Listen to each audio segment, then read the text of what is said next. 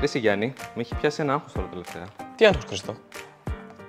Να τώρα που έρχονται Χριστούγεννα, πού θα τους ταΐσουμε όλους αυτούς? Πού θα τους ταΐσουμε? Χαίρομαι που ρωτάς, γιατί έχοντας αυτόν τον καθόλου στιβενό διάλογο, θα μπορώ να σου δείξω.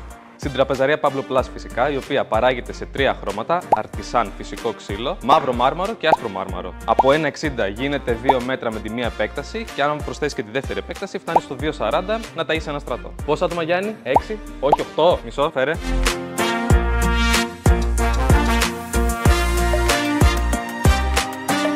Τι είπες? Όχι, 10.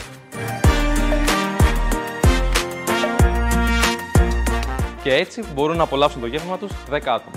Και από καρέκλα, Γιάννη, τι κάνουμε? Ξέρεις καμία έτσι καλή εργονομική, στιβαρή να κάθονται άνετα? Δεν βλέπεις. Μα τι στο καλό. Η καρέκλα Riva προσφέρει αναπαυτικό κάθισμα, καθώς μέσα έχει καπλαμά θαλάσσης, και αυτό τι κάνει? Δείτε λίγο, έχει ελαστικότητα στο κάθισμα, οπότε όταν καθόμαστε προσαρμόζεται στο κάθισμά μας, στο σώμα μας. Για πες ρε μπαμπά. Η καρέκλα Riva με έδρα από καπλαμά θαλάσσης περσαριστό, πόδια που μας έχει ξύλο πιάσει. Ελάτε να επιλέξουμε μαζί το χρώμα των ποδιών και το ύφασμα. Και αν πεις Χρήστος, θα τα πω κι εγώ.